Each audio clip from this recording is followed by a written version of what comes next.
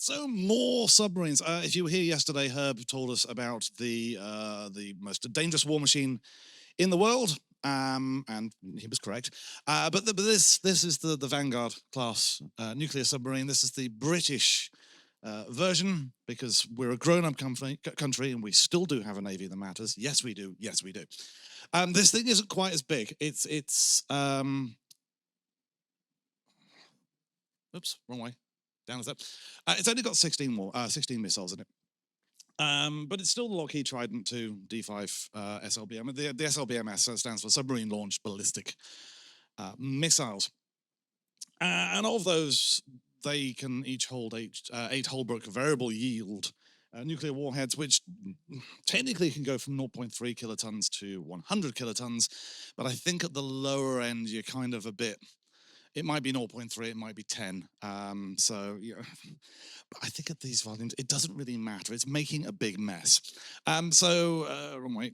Yeah, so we've got 16 of those, 8 warheads each, 100 kilotons each, which is 800 Hiroshimas, which it's one Vanguard equals a big old mess. I think we can all agree on that. Now, the Vanguard doesn't actually go out with its full complement of warheads for reasons.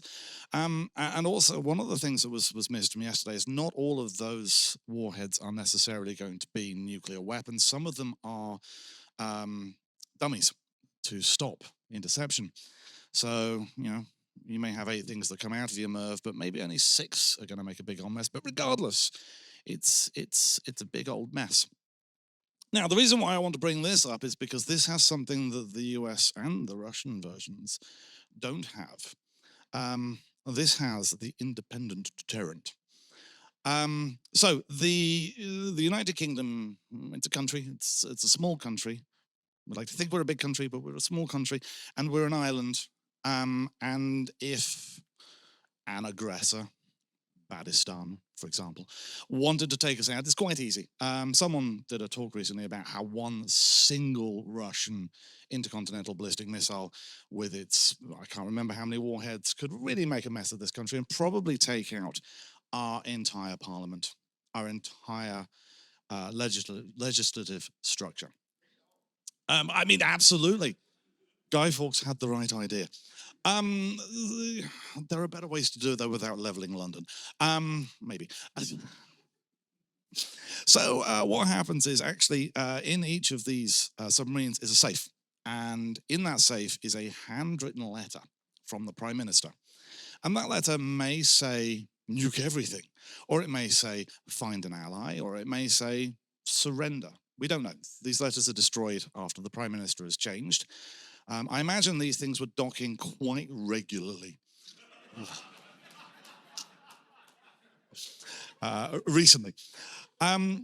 So, yeah, and one of these is out at any given time. It has to be out because Badistan needs to know that if they do bad, we're going to hurt them. Hopefully. So, in 2016, we test fired one of these, because you need to make sure they work. Testing is good, we can all agree. We test fired one of these.